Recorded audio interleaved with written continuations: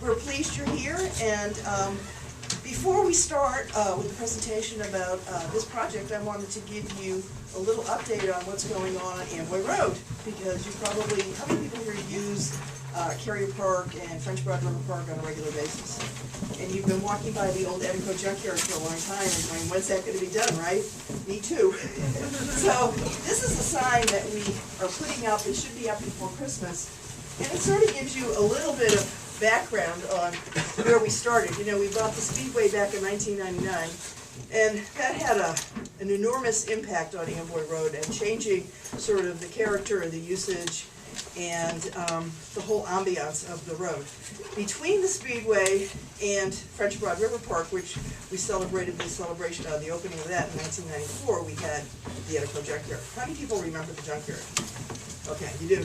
So it kind of looked like this, and it was pretty ugly. It had been a junkyard for about 50 years. We were able to negotiate a purchase with him, and the big surprise came for us the day that we closed on the property, when all the cars were off the site, that we actually had a put concrete cap on the site. So we had to recycle all the concrete, which we were able to do. We recycled about 100,000 tons of concrete into a component of asphalt, and so kept it out of the landfill. It was tested, it was fine. And then we hired a phyto remediation specialist who we wanted to clean the site but not move the dirt. We've been very involved with Progress Energy when they did the manufactured gas cleanup across the street, and that had they removed 10,000 tons of contaminated dirt for a cost of $3 million. Well, you do the math, this site is almost 6 acres. So we want a process that we can use that will involve cleaning the site in situ without moving the dirt. And it didn't make a lot of sense to us to take dirty dirt from one place and put dirty dirt someplace else either. So under the Brownfields program, we divided the whole site into quadrants. We tested each quadrant and came up with areas that were most contaminated. And the way the Brownfields works, if you don't test a site, it's presumed to be contaminated. So testing all of it, it gets some of it out of the land use restrictions, and it clarifies where your contamination is. This was the map that shows where the contamination is. And you see the red areas are the hot spots. I mean, this is not a nuclear waste site, but there's volatile organic compounds. There's oil, gas, grease, and diesel, the kinds of things you would think you would find in an old junkyard. So we contracted with a company out of Research Triangle that has a parent sister company in Belgium that specializes in creating a bacteria from contaminated soil. So they took the contaminated soil, they extracted the volatile organic compounds, and they created a bacteria based on that was liquefied. Then we planted the entire site with native grasses, and then sprayed the entire site with this bacteria that only can live on the contaminants in the soil. And there's no biohazardous waste. It's a fabulous process. Unfortunately, we have hundreds of junkyards along the French Broad, Fiano River, and every other river in America. So spending a lot of time on this and trying to figure this out so that we can replicate this process in other places and reclaim more contaminated land seemed like a very good thing for RiverLink to be doing. So we have spent a ton of time, a ton of money on this. So we have now planted what we call these bridal veils, which are test samples along the corridor, and we pull them up, and we've actually gone through one growing season with the bacteria, and the Friday before Thanksgiving we did our first test, and in 2 weeks we will have our first results. So fingers crossed that this is all going to work as we hope. Now we anticipate, you know, you don't really know, that it might be a 3-year process of spraying, irrigating, and growing.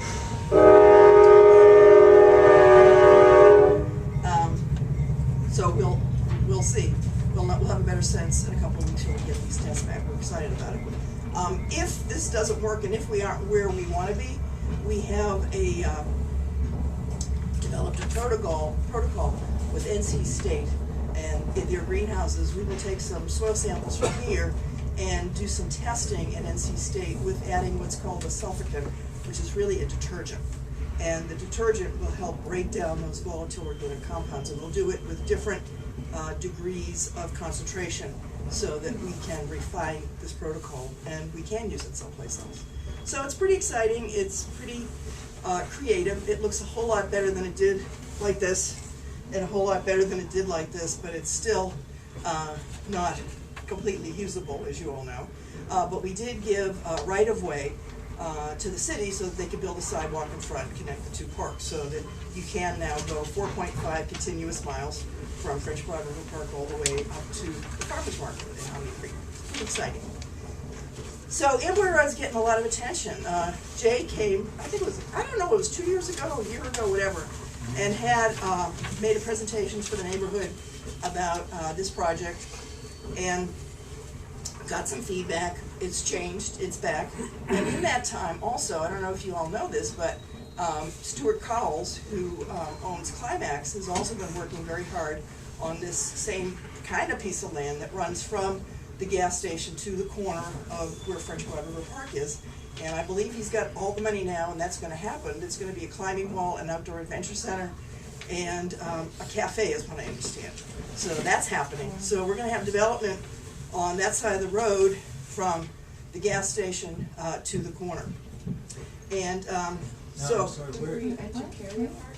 no, it would be on the other side of the river, right next to his project. So if you were driving down State Street and it ended right there at Amboy, you take a left. As soon as you go past the gas station, there. it'll start there on your left. Is that and then, Evelyn Field? It's contiguous to his project. Evelyn Fuel. Yeah, just past Evelyn. Right. Between Evelyn and where we have the pictures. Here to the left of.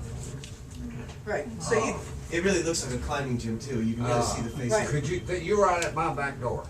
You're coming right up my back door now. with Stuart Cowles' project? Yes. Uh-huh. Who is Stuart? Stuart has Climax, which is on Wall Street, and it's a place you go, you bring your kids, and you teach them the basics, the very basics of climbing. So he's gonna have a climbing wall there, he'll have a cafe, and a lot of outdoor rental and recreation stuff going on. And he's on Wall Street. His present business is on Wall Street, yes.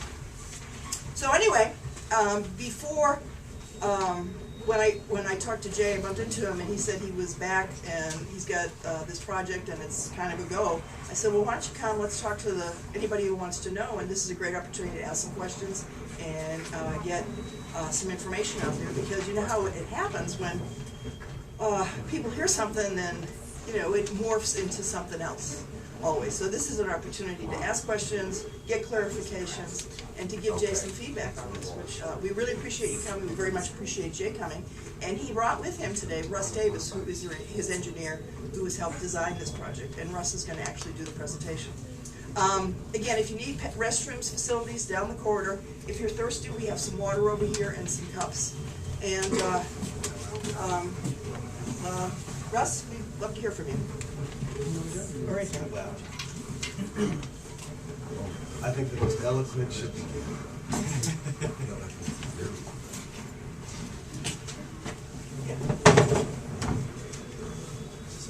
Yeah.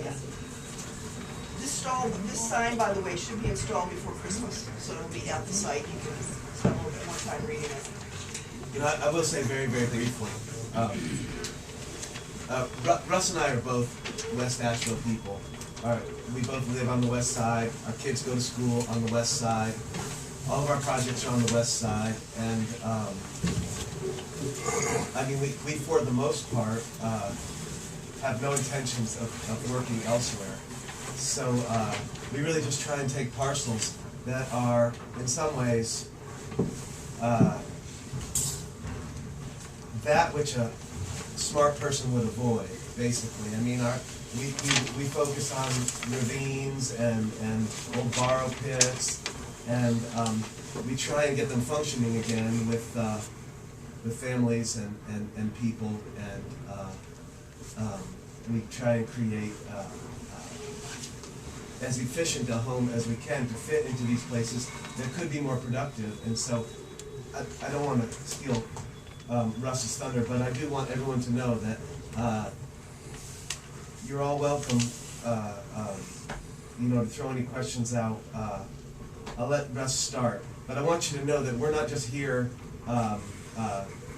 trying to jump into a project in Asheville, we think it's great. I mean, we actually live on the west side. We want this to be something that everybody feels good about, to the extent you can feel good about some more houses. And we care about it. I mean, we couldn't possibly care more. We're not really under obligation to do public meetings. We want to get this out. We want people's feedback. We want to know what people think, how we can, I mean, like, a good example is we can maybe gable a roof instead of having a shed in it if someone has a view issue. And we want to know if any of you are close by, have issues. But Russ, go ahead, please. Thank you all for coming out. Russ Davis. I live in Malvern Hills, and glad you guys could brave the cold tonight. It's probably going to drop 5 more degrees while we're here, so get ready. You know, there's a couple of things that are really special about this project from an engineering standpoint. You know, those are some of the challenges.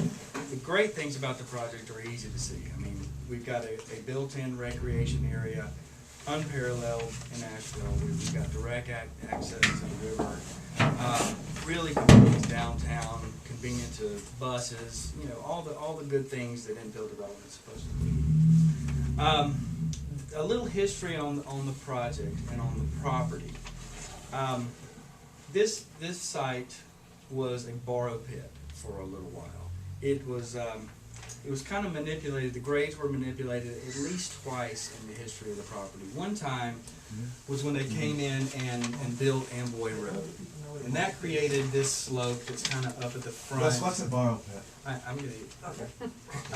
That is the slope that they basically cut Amboy in and then sloped up the front of the property. Some years later, a borrow pit is a place where you go steal. They use borrow, but you take soil from one place and use it in another place. The reason this property was a borrow pit because it has incredibly high quality soil. It's a good orange clay with a good bit of sand in it, and it's the right mix that is a perfect choice for engineered fill. So if you're going to take some soil from somewhere, build a dam with it, put it under your building, that sort of thing, it's the right kind of material. Because it is a high quality material, when they came in, basically, this is the grading plan from the set of plans. There's a gate out here right now, and if you drive into the property, you'll notice that you're in the middle of a ravine. And that ravine is not a natural thing. That's where people can come in and just load dump truck after dump truck. There are near vertical walls on both sides of that ravine. And the reason those are still vertical is because it's got good soil on the side. Technically, those things are in failure. They're unsustainable because of the sheer slope that they are. They're like at a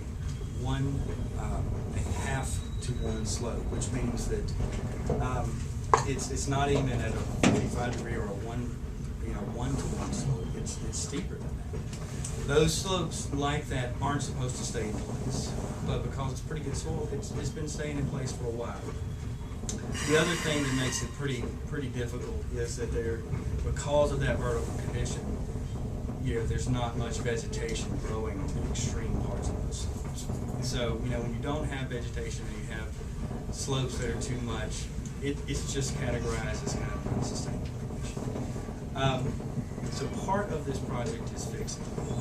And one of the other things that I've heard mentioned is that we are along the river.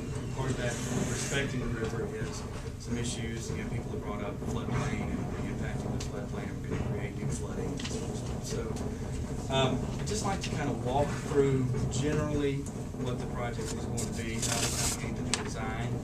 At the end, ask any questions. If you're not comfortable with that, I'll be staying around after the meeting. Come up to me. If you're not comfortable with that, we've got some cards.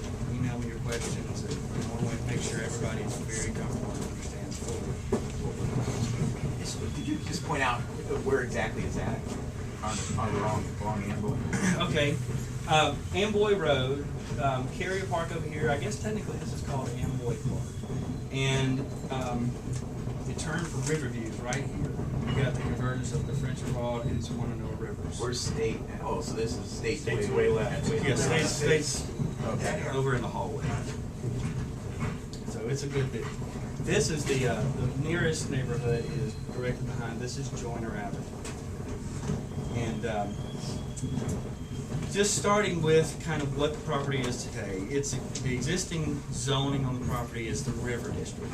The River District is a pretty much wide open category for zoning. It's looking for very dense residential development, commercial development, apartments. You know, it's one of the more wide open zoning districts. Even within the floodplains? Well, the floodplain, well, I'll get to that in a moment, but yes, absolutely. With the river zoning, with the river zoning, we're allowed 16 units per acre. And then there's what they call density bonuses in the city if you have proximity to bus routes and you're willing to do low income house and things like that. So, you know, basically on this same parcel of land, we're looking at around a possible volume of somewhere around 32 units, possibly even 64 units per acre. So an outrageous number of units are already allowable on the site. Now that's just not appropriate for the site. We have been going through a lot of different scenarios on how to move forward with the neighborhood here. And we felt that really what's most appropriate, and probably what is most appropriate for the proximity to the river, is single-family detached housing. And so that's what we've decided to go with. These will be individually owned, single-family houses, like I said. And the unique thing about how we are trying to develop it is that we are going to be able to, with a pretty simple 10 houses up the road, fix that existing condition that I talked about earlier. We've got these slopes that are just not really the best condition, and be able to fix a few drainage issues that are along the road. Let me start over here with the kind of a cross section of what the property is. Now, what I've done is taken the most objectionable house that would be on the property. By that I mean the house that's lowest in elevation, so it's closest to the floodplain. It has the most vertical behind it, so it has the the most difficult grading scenario and things like that. So all the rest of the lots are better than the one we're talking about. But I wanted to present, to show kind of how we thought this through. We're going to be talking about the very lowest and the first one. So if we look at a section, if we start right here at the rear of this house that's existing here, and drew from there a line that goes all the way out into the water of the French Broad, that's what this is. This right here is the basement bottom elevation of the first house. And then this is where we start our property line, which is right here. Then we come down, and this heavy dash line is the existing slope. Down into what will be our new road, the existing right-of-way of Amboy Road. Kind of down the slope. This is unit number 1, is that what you're talking about? Yes, Okay. yes. This is if we were slicing right through the edge of this first building, starting right here, going all the way across to in the water of the French Broad. It's kind of if you're standing right here, looking that way up the street, that's what you see. If you were able to see the entire 300. I got you now. I just wanted to... Okay. So, a couple of different concerns that I've heard so far, things like, are we going to affect the slope, and are we endangering or affecting any of the existing houses that are along the slope? The answer is absolutely not. We will affect the slope in that we will improve it. We will get into something that's manageable, sustainable, maintainable, and can be vegetated and protected from here to perpetuity. This home, very representative of all the other houses. You notice they're pretty much lined up across here, and this grading scenario, I don't know how many of you read a lot of grading plans, but it's a very uniform grading, so all of the units are virtually identical from a grading standpoint. So the safety of the house is on joint. This is called the angle of influence. And if you were, if you're designing a footing or you're designing a home, basically gravity pulls that force of that weighted structure straight down. And then it also goes out in these angles depending on the type of soil that you have. The type of soil that's very common in the Piedmont and the type of clay soil that we have here has roughly a 45-degree angle of influence that comes from that footing and is put into the earth. This angle of influence right here is representative, like I said, of all the rest of them, and we're looking at the worst scenario. We would have to dig our unit into the earth another 40 feet, and then roughly remove a few million tons of soil to have an influence on the homes on joint. Be very clear about that. Not only are we not affecting the homes, but we're also not affecting the yards, any outbuildings, fences, dog pens, landscape, you name it. We are out of that angle of influence that would negatively affect anybody's property that's of our hill. Okay. Unfortunately, Martha's not here. This is the Martha part of the story. Is there anybody else on that same side, on Suzanne's side? Anybody else that's here? You guys, how far down? Are you on this side? Are you on the State Street side or the No, right next door to Martha. Yeah, next door to Martha? Two houses right. down from us. Two houses. right Hold there. on. Right. Martha, One that's- to the left, There you yeah. go. this one. Oh, okay, you And got there's your one in the empty space there too. It looks like And an this old is- Google Yeah, Drive. This is that's Chris. That's right. Okay, and you guys are Chris's neighbors. And then Suzanne? And Is that I'm how on the it very end, the last street on the, last house on the left. Down here? Are you on the picture? In this one? No, that's the I new don't, house. I don't see. Is yours the Oh, brick? Charlie. Yours would be the Oh, brick. you're actually behind the Climax property. Right. Is yours the Okay, I just wanna make sure before I go talk to God. brick? Yeah, those guys. Big yard. Very similar. Yes, sir. Huge. Very Big brick similar ranch, scenario yeah. on then- that, okay. on that property. You know, it was kind of the same thing. You know, they were also borrowed there.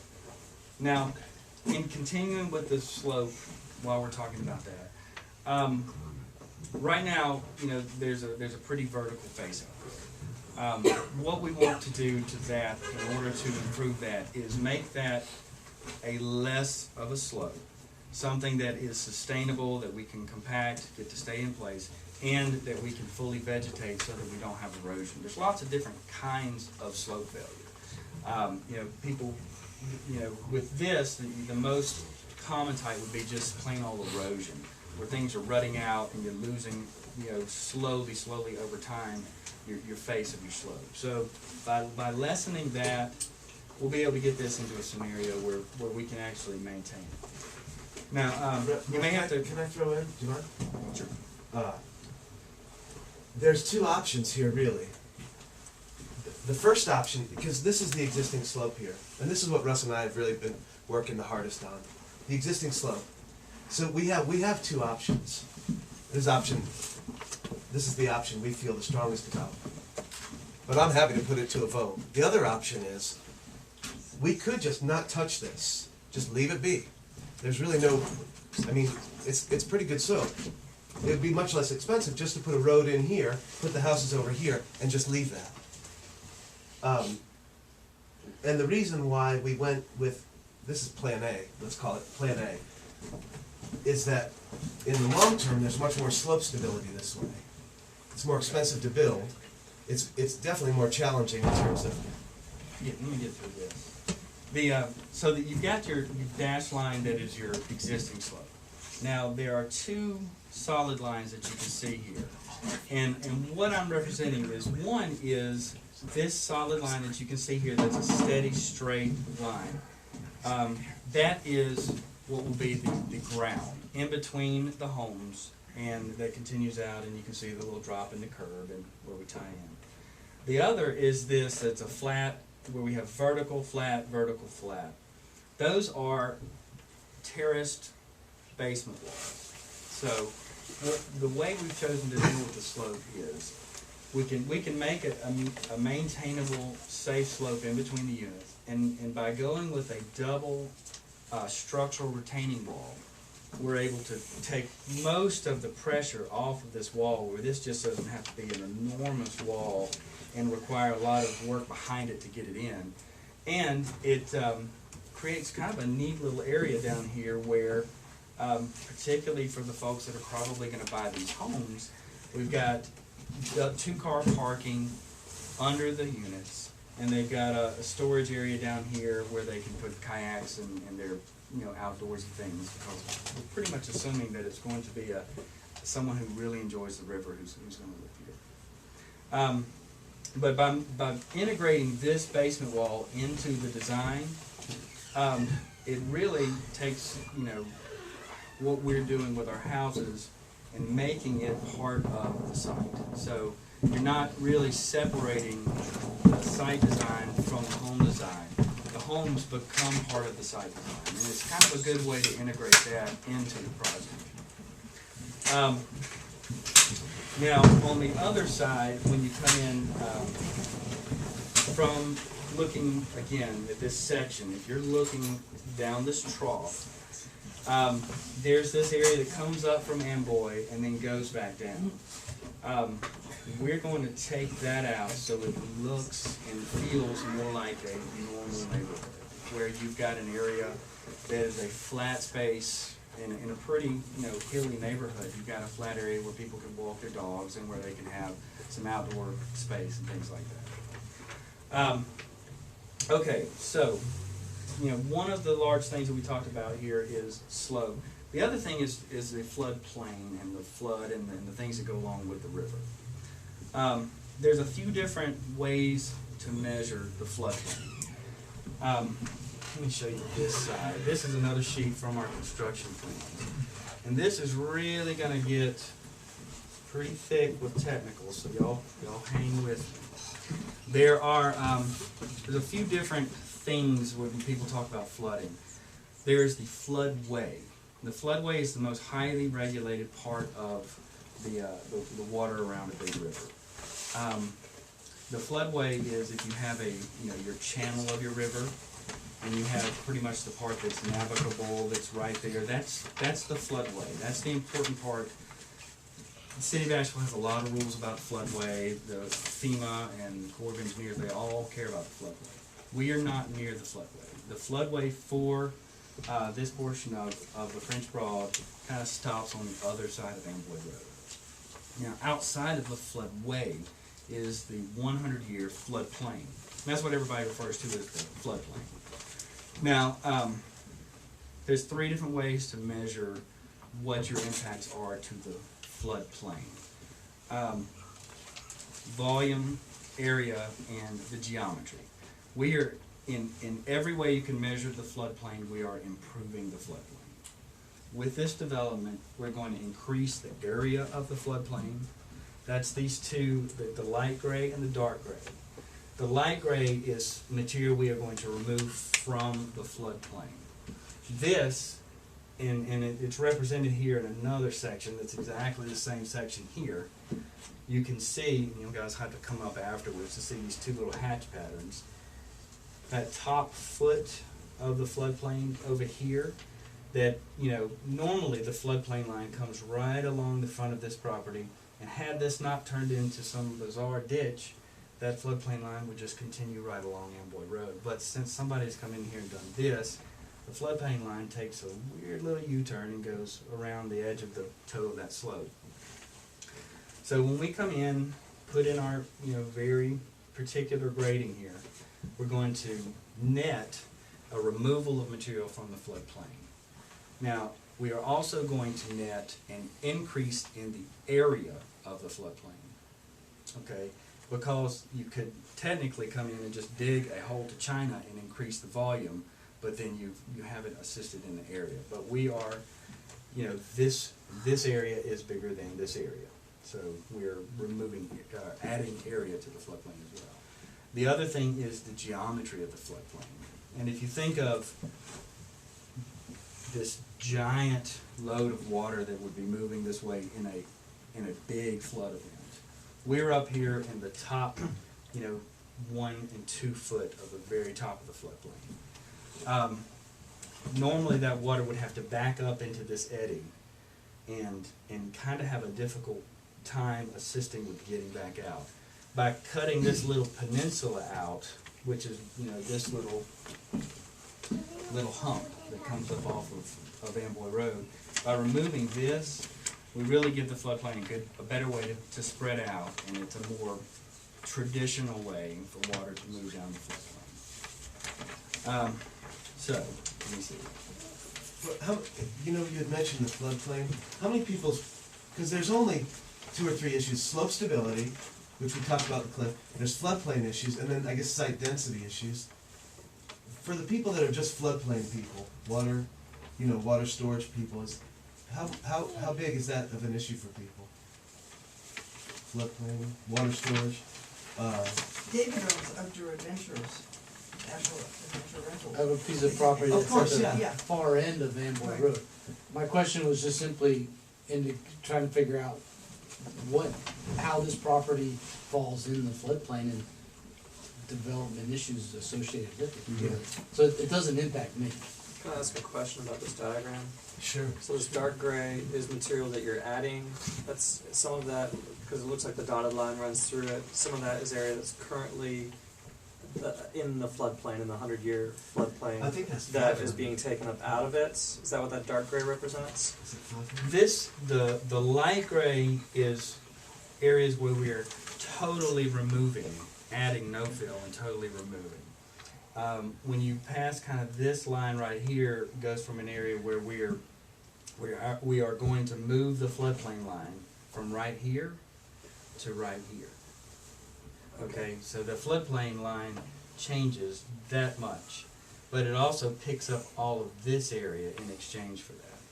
And so we're, we basically, like I said, we're adding area and volume. Is that 100 year or 500? That's 100-year floodplain. And these 2 grays here in this diagram, is this isolated just to those first 2 units and That's correct. continues on up No. there? No, it would No, just that's be. it.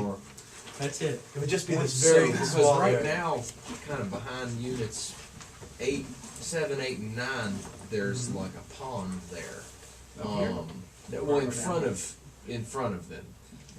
Kind of right in there now. Yeah, and that's not a like, pond, I it's know just, that's yeah. from the borrow pit. It's not Yeah. actually a Yeah, pond, that's but it's just- like, right now it's probably a pond. Yeah, That's I, artificial yeah, I drainage pushed a little dirt up. problems. Water accumulated. That's gonna be- I opened it up and it's dry as a bone now.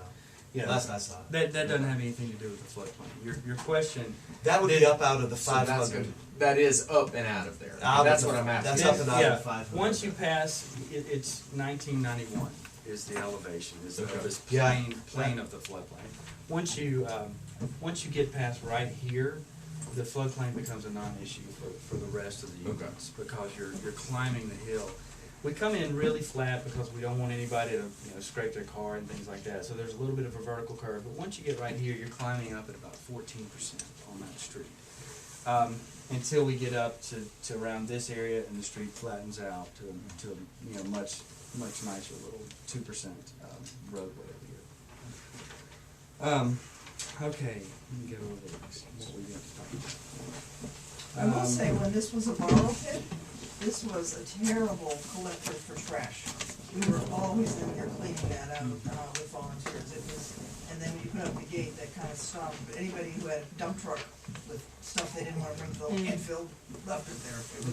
It was pretty disgusting for a long time. We've pulled a lot of tires out of there. So, what we're showing here is this big cross section that basically shows, the park, how we're going to grade, the general thought process on how we're trying to make the site better. Analysis of the floodplain, floodway, volumes and things like that. Probably is a good time now if anybody has any real specific questions, if we can just feel. Well, talk about the units you're gonna put on there. What size units, 1 story, 2 story, what kind of roof? Sure.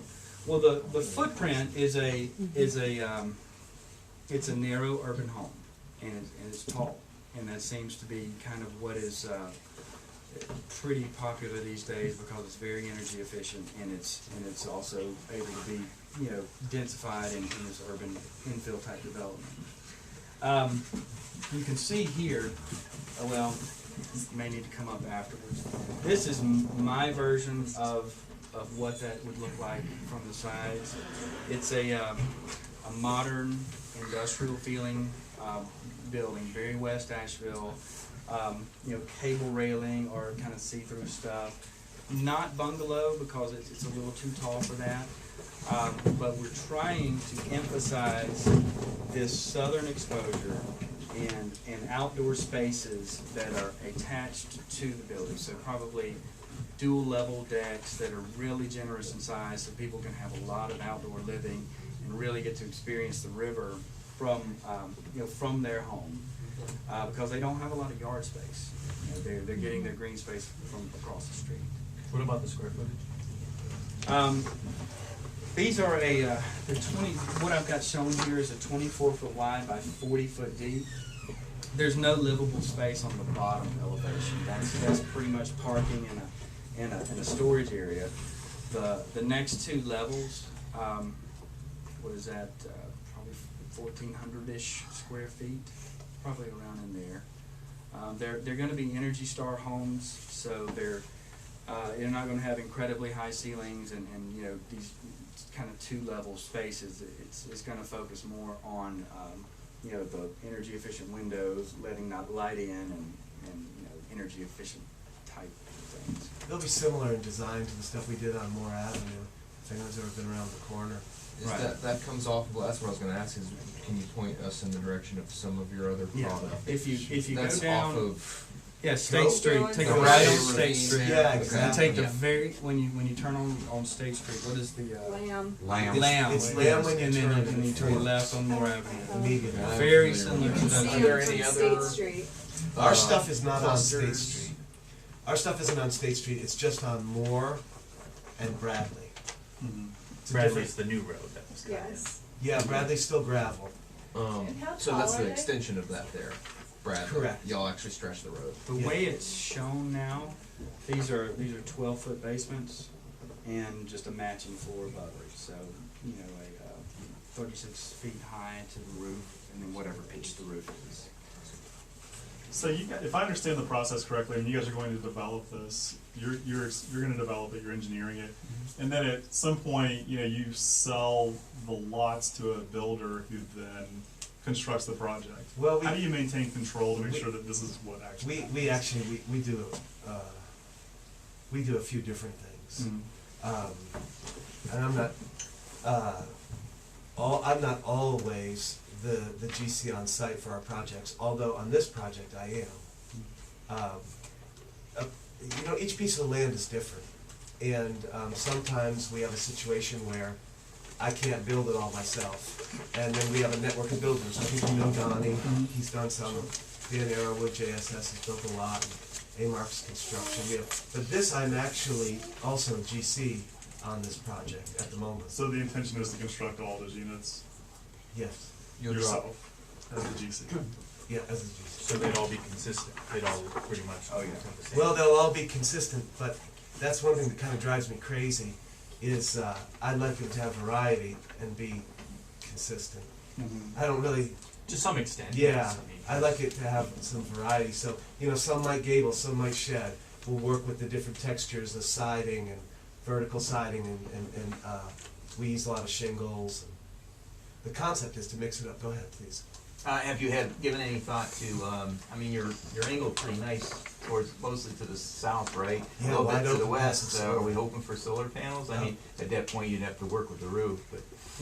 We've kicked around using overhangs to generate a little solar, putting some panels out as patio coverings, you know, that would be able to angle in the right direction. So you can't have the upper roof angling? Well, if you Well, had, you if could, you but had, then you miss out on passive heat from the windows then. So, you know, we don't want to shoot ourselves in the foot in one way to improve in other ways. it's also possible to turn one sideways and shed to the north. Yeah, if we You know, you could catch, basically if pitch past, them I toward mean, this direction, they get a good south.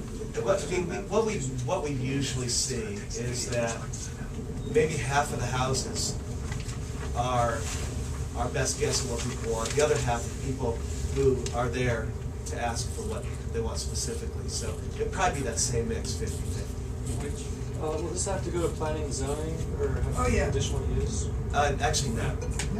No. No, we're not asking for any variances or any conditional special permits. We're at half of the density, and no, it's not under major subdivision.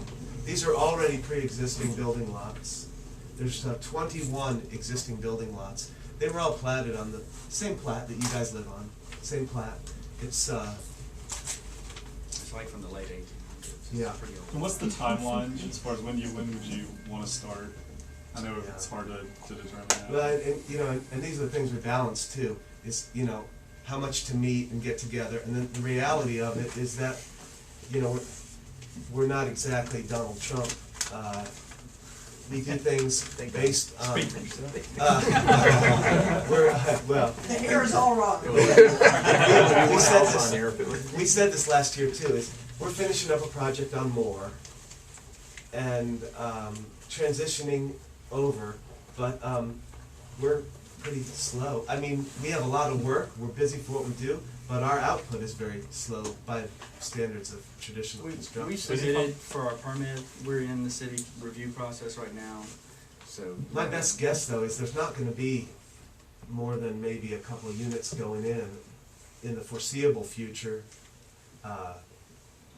Takes us a while. Are you, in the midst of engineering the slope, are you gonna drop, how many foundation, I mean, it seems like if the units themselves are to buttress that slope and you've got this whole site development. That's a two-stage process. Okay. Phase one is just slope. Okay. Phase one will be So a you're gonna fully rewrite the whole engineered, thing. compacted, constructed, toe-out, better slope Okay. that's grass. So And that'll at happen the end of unit by unit. Okay. At the end Maybe of two. Yeah. at the end of Two phase one of structures, development, you've got something like that. you'll have the road, sewer, water, the nuts and bolts. This will still be functioning as a sediment basin and not a bioretention area at that point. And this will be a giant plain of grass. One at a time, you come in and remove that, cut that basement out, form it up, do the back part, move that to the next one. And so they'll one at a time. So it's a 3-year project, 5-year project? Depends on sales, I'm sure. I think Sure, they'll build yeah, it as always, fast but- as Wait, what's they your can goal? sell. Yeah, what would you like to see it, if you were running? What's your ideal? Yeah, I've learned that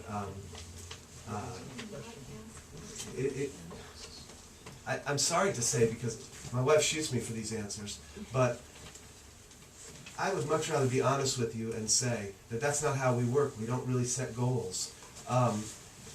This is what we know that will happen here. Let's just say by the time we get down to you guys, a year and a half. So it's happened. Well, Maybe how a long 2 year did plan. Moore 2 and years? Bradley take? Well, we've been working on it for 3 years. We've got 22 houses in 3 years. We've got 11 more to go. But that was a little bit faster, believe it or not. So, Yes, go ahead. I'm curious, you mentioned sustainability, and I'm not sure if you're aware of the whole sort of foodtopia movement within Asheville. What provision have you made for people who'd like to garden or grow food? Is there private garden space, or are there public spaces that will be growing edible landscaping, or what? We've what do you- done, we do developments with lots of common area that is very suitable for growing your own food. Right around the corner, we're doing a cottage development that'll have a central garden. This isn't that kind of property. This isn't appropriate for that. There's not a lot of open space, and that open space will be a pretty common area for general use for the people that live there. Dog barking areas, frisbee areas, things like that. Across the street is where we are taking advantage of our full recreation opportunities. This is more of bikers, kayakers, not gardeners. This is going to have a little bit of southern exposure right here. There's a community garden on Joyner too. And there's a community garden on Joyner, which Well, now to is- sort of think outside the box of people tending gardens, what about permaculture design? Just rainwater harvesting and planting edible and medicinal plants Yeah, that are native. rainwater harvesting, again, is very appropriate in a lot of situations.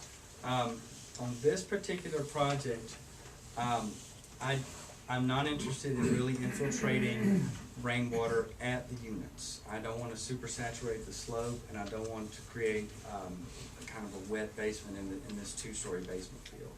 We're going to pick up the roof drains from this and put them into this bioretention area, where it's a central area for, you know, doing some remediation of total suspended solids. We'll plant some things in there that eat up hydrocarbons and things like that, but it's not edibles. That will be a functioning place for just stormwater water quality. we really, believe it or not, we don't really get to choose what goes here, other than, I mean, like, we can't choose edibles versus natives. There's a list that the city asks us to adhere to, and it's, Unfortunately, you know, we get to pick, you know, from a list of, you know, trees that do well in floodplains, and a list of trees that do well in upland areas.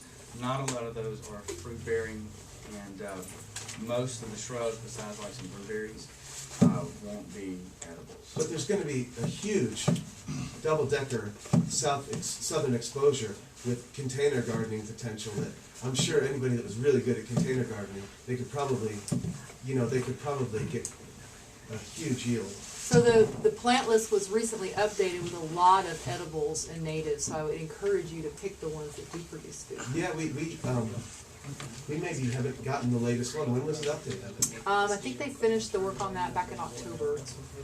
It's entirely possible that we haven't seen it We yet. would have been. And if we get to see it, I promise, yeah, that's right up our alley. Go So, ahead. are you looking to gain access off of Joyner Avenue in the future at all? Because of that being the only entrance and Amberwood being a state road at 45 miles an hour? Well, there's, Where you connect through that easement out by the garden? Is that something? no, in the we have no plans? plans of using that easement. There is, though, a parcel that leads down to Riverside. It's owned by Duke Energy now. And it's, That's at towards the gas station. no, towards the dog park. This is down on this end, big access So to if we go, Riverside. if we go all the way down, and then when we get here, the community garden, and then there's the Just like the right of way, what do you call that? There's that 10-foot walkway on the plat.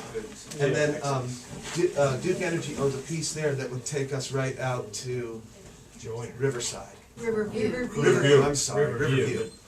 Like across from where you would enter the dog park. Your So property if you were to- stretches. If you were to have any other access other than what you have right there, it would be in that area, That off of yeah, Riverview? exactly, off of Riverview. So it would kind of be like you just went straight down and out. But And you know, that's it's long. that's a long shot too, because there's a lot of vertical on that end of the property, and that's not exactly an easy way to get in and out. I was just, Yeah, that'd be about the only way you know, that I if see. if that traffic plan changed and you did come off of Joyner to get everybody off of Amboy, Yeah, Amboy does a pretty good job at handling traffic. yeah, I know, No, that it's was- just fast. As long as it doesn't flood.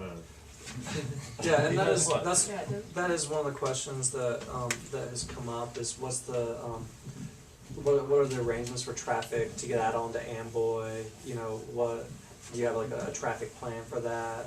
Any chance of getting a It'll be- turning lane in there? Yeah, it'll be a DOT cut. Well, yeah, we haven't worked out all the details. Yeah. Right now, we're assuming that it's probably not a deceleration lane into the property. You know, for 10 units, that typically doesn't trigger that sort of infrastructure. We actually have really good sight distance in both directions when we get down to that end of the property. So it's a Do you mind? This piece, this hump, as it comes out, it helps quite a bit in terms of your visual, your visual field, your sight triangle. When this is removed, you can see right down the Amboy a lot better. It'll be a little bit easier to come and go. But it's probably not a perfect situation. Has any consideration been given to the amount of noise these units are going to have to absorb from Amboy? I mean, it's, with that particular plan, at least from where we are, I mean, the noise can be pretty bad at times. I'm just wondering, are you guys going to do some plantings in front of the property to? Do you guys have foam insulation, spray foam insulation? Mhm. You do? On your stomach? Yeah, so what we have like a, pour in place walls and then foam on the backside of that, so. Yeah. Foam on the backside. Yeah. Was it actually sprayed in? It was sprayed in between the stuck cavities, so yeah. We aren't, Well, this is, I mean, so inside the house, it's not bad. That's when you use this, one, Oh, so we yeah. have decks that are similar to outside. that. Yeah, As soon as you walk inside. outside, it's not unbearable, but it would have to be given some consideration to someone who's buying. Well, actually, the loudest part of the property is down, Where you have both roads and the trains. yeah, a lot of noise comes off of from the Carrier Bridge and from the trains. And, Be glad the speedway's not there. yeah, this is actually We wouldn't be talking about this. when you're down this low, it's a little bit more peaceful and quiet. But no, I mean, these are gonna be the trade-offs for people is proximity. Part of living in proximity. an urban. yeah, and Visual. another thing too, I didn't mention earlier, this heavy dash line that I'm showing around, kind of the green area, that's the limits of our disturbance. We're not planning on disturbing any earth that doesn't have to go in for infrastructure. So all the vegetation that exists from the property line, from Amboy Road, up this slope, we're leaving that in place. It's, that slope is actually pretty decent. It's got good vegetated coverage, there's a lot of trees through there. We're gonna try to leave as much of that in place, so it'll give us both a little visual screening from Amboy itself, and it'll do a little bit of sound, but mainly from a sustainability and kind of erosion control standpoint, it really kind of protects that slope. And how many feet do you have between like right here and right here? Well, it's interesting, that, about the same as that, Okay. and that. And kind of the existing distances between the homes now. So it's basically a continuation of the 1890 plat that kind of assumed that you would have houses, road, houses, houses, road, houses, houses. Except that plat continued houses all the way down to Yeah. the river, and they weren't aware of. I think there's two. Well, Following up on the noise thing, is it possible that these homes would provide sort of a noise buffer for the folks up on Joyner? I don't think so. No. It kind of comes. I mean, I even when I'm on the property, I hear. I Interstate 40. Yeah. 40 comes up over. You can hear 40 kind of coming up over the river. That sound is everywhere. Go ahead. Yeah, my question goes back to traffic, but more for people who are trying to cross the street. If they're really kayaking, biking, doggy people, then they'll a couple need of a different- safe way to get across Yes, the ma'am. street, and that's pretty There's a tough. couple of different ways we're trying to address that. One is, Jay had mentioned earlier, at this end of the property, there's an existing 10-foot wide pedestrian easement that's been in place for a long time. Rumored, there are some steps that go from Riverview kind of up into the property down at that end of the property. So there's the opportunity to do some soft trails, get people down the Riverview side, kind of near that part over there at the stop sign. The other thing that we've talked with the city about is probably the most feasible is coordinating with these guys, bringing not only our sidewalk that's along our road here down to a handicap ramp, continuing a sidewalk that would connect to possibly their sidewalk, get everybody over to a mid-block crossing that could be lined up with that parking lot that's at the park right there. That's, you don't want to just put pedestrians out on the road anywhere. A lot of what I do is trail work, multimodal transportation trails, and we're very concerned about what drivers expect on the road. And at intersections, at other entryways, you know, they're looking for things. Sometimes if you put pedestrians out in, you know, like right here, not necessarily the best place for them to try to get across. But yes, we're trying to work that out with the city and figure out a real safe place. It's really not far to that parking lot right there. I mean, Yeah, it it's can't be- right in front of their property. Rich? Going back to that easement up to Joyner, you know, I'm sure you guys are aware that easements become an issue over on Moody Alley. Would you guys consider just closing that easement? Well, the easement that goes up through Joyner, we don't have any control over. We're talking about the easement that exists at the end of our property down to Riverview. What happens past up into the Joyner neighborhood is really the business of the Joyner neighbors. We're talking about after that easement comes out from that property line, the 10 feet down to Riverview. And I don't think we're willing to get rid of that interconnectivity. I think it would actually be a long-term, a great way to get pedestrians in and out of the river from our property. Yeah. So thank you for doing this. You don't have to do this, and you know it's Sure. nice to know what's going on. Do you have plans for continued communication with the neighborhood in terms of when you're going to start and what the project ends up looking like in the final stages, and you know if we have concerns in that process? And that's one of the reasons I brought, you know, this sheet here. You know, these are the actual construction plans. These aren't hypotheticals or schematics. This is what we submitted for the permit, Yeah, you know, which is exactly this. Can I interrupt really quick though? Yeah. Like up by you guys, you know, I'm the person, so we have to figure out, you know, what it is that would be your primary concern. You guys want views, privacy? Is it site stability? What are the main concerns? I mean, you're more than welcome to have some input. I mean, none of this is set in stone, but we also, one of the reasons we're here is to really understand the concerns. Nothing major will change in terms of, this is about where things will be positioned. It's not a whole lot different than the last time we talked about it. We're also making a videotape of tonight, which we'll post on our website and put in our newsletter and stuff, so people who couldn't make it tonight could watch it. And then, they're gonna give us the JPEGs for these, we'll put them up on our website. And as they change, we can continue to do that. We've been to one river design board meeting. When we get a little further along, like with the architectural finishes, you know, what kind of hardy panel, preform panel, however we're gonna go with the outlet. Once we have that, we'll go back to the river design board and show them the architectural as well as, they're real happy with the site stuff, but we just haven't made it all the way to architectural portion. We'll go back to those guys and present again when we have that. It's a public meeting, you know, it'll be advertised as well. And we'll keep in contact with these guys. They've been good friends to the project. And it's always pretty easy to find, especially me or Russ, but we'll exchange emails or, and if you wanna, you know, like, if we get some permits, I can let you know. I just know that there are some neighbors that have had concern about some of the clearing. I wasn't living, we were renting our home when that was happening, so I wasn't living there during that time, so I didn't experience any of that. But, you know, I just know that some neighbors have some concerns about some of that, so Sure. it'd just be nice to know if there is a concern that we can come to you or. Oh, yeah.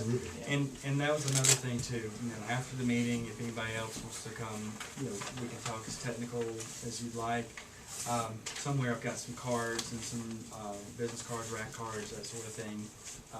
Feel free to give me a call, email, you know, I'll be happy to interact with you. And this whole concept of pushing them against the hillside, this is really, Makes sense. because it's two things. It holds the site, but also you guys should be able to see right over them. I think if they were sitting right here on this land, I think we'd be looking into the back walls.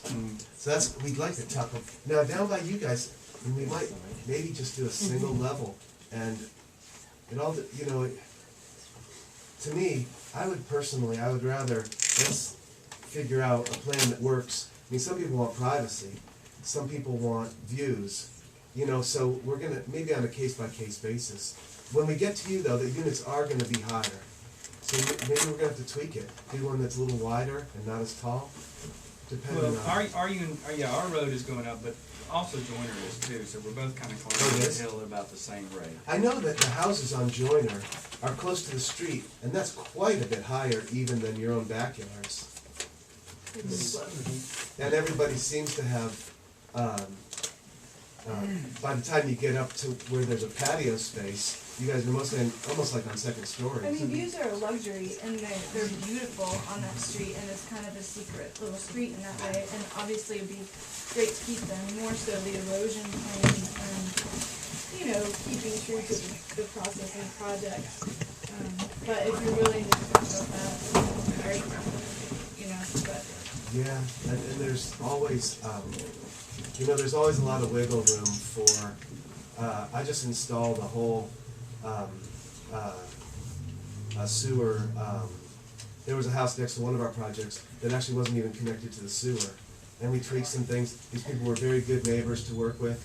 We were able to get them on the sewer. We get them on a sewer line and all the laterals, and it was a little bit of doing, but while we were already building a system, so we can tweak things too as we go to the needs. To that point, you did mention early on that if one of the neighbors on Joyner had an issue with their view, that they could submit input as far as maybe you can do one type of roof versus another. Yeah.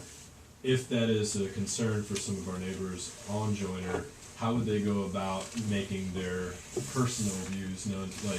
Is there a point in time when you are going to start one of these buildings, or are you going to consult with them, or should we, preemptively say, hey, I'm concerned about the view, if can you we do were a certain type of, any one of these guys, one of these 7 or 8 houses here, who's going to be directly affected by this construction, come by the office, let's sit down and let's see what your line of sights are. The buildings aren't attached, so there is view in between each one of them, and from this direction, it's a single story house. If you're on the river looking up, it's a 3-story with a drive under parking. But from this direction, it's pretty standard, ranch house. Are you on this side of the street? No, I'm just, you mentioned maybe having input, so I'm just asking for the people who might like care. Jay had mentioned, it may be a big deal. Instead of the roof pitching this way, maybe it goes from side to side, and all of a sudden your view's clear again. We can figure a lot of that stuff out. We have really good field run topography out there, so we really understand the elevations, and we can figure out what you've got. So would it be good to preempt after this meeting? It would be for definitely neighbors better to reach out? than after they're built, for sure. Well, Preemptively is definitely the way to go. I want to know the timeline for our neighbors. When is a drop dead date that they need to talk to you about their views or their concerns? I think that's what the neighbors probably need to know, because it seems really wishy-washy right now. And they don't want to miss that. They want to make sure. It's pretty wishy-washy, that's correct. But no, today, tomorrow, next week, next month, It's like in the next 30, 60 days. So if they talk to you within 60 days, and that's acceptable. Yeah, and the people that have serious view issues, I think, because there's some people, like these guys, they seem to have privacy issues, because they've got a bamboo stand, or at least they have no opinion on the matter, but there's, I call these people more privacy oriented. So if people like you guys definitely are view, you guys have it clear, and I know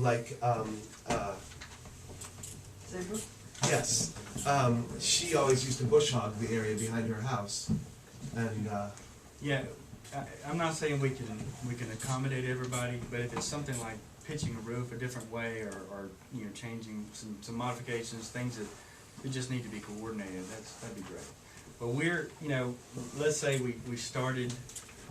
We get our permit in 3 weeks, and we get under construction. There's still no units that could possibly even be built in the next 5-6 months. It's just the development process for the land, the grading, the revegetation, getting all that accepted and inspected by the city. It's a process. Does Martha have a view, or does she have a fence? It's not like everybody needs to rush in next week, or you're going to lose your what you've got. Yes. And I just wanted to follow up again about car traffic, because I hear you that 10 houses may not say to the city we need a turn lane, but traffic on Amboy is tough. Coming off of Riverview where there's a stop sign is very difficult. It's 45 miles an hour. And, you know, even at State Street where you have a light and you know when you can go safely, I just want to make sure that you guys do everything you can to make that as safe as possible, because it's not safe.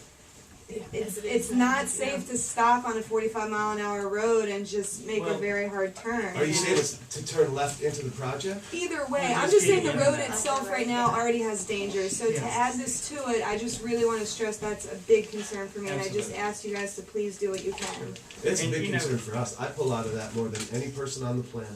I am the one who pulls out. And Amboy Road as well is, even though it's 45 miles an hour, people fly out. Yeah. So it's not like there's a provision for everybody's 35 miles an adhering. hour when there's residences, so the city maybe would consider it being 35 right there.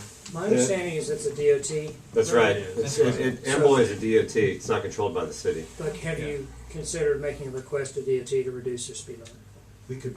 We'd be happy to petition DOT. And the reason I suggest that is that you have development here. You're going to have additional, I assume, farther to the east, basically accessed by this road you're building. You got the climax. You've got the coming in. Smoky Mountain Adventure Center to your immediate left or west. You've got the park.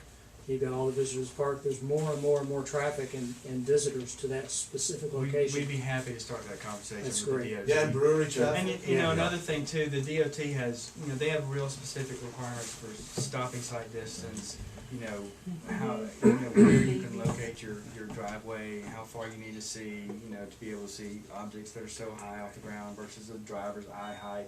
It's very prescribed to make sure that we do have a safe exit. Now, finding a hole to get out in traffic, you know, that's kind of an issue all over town.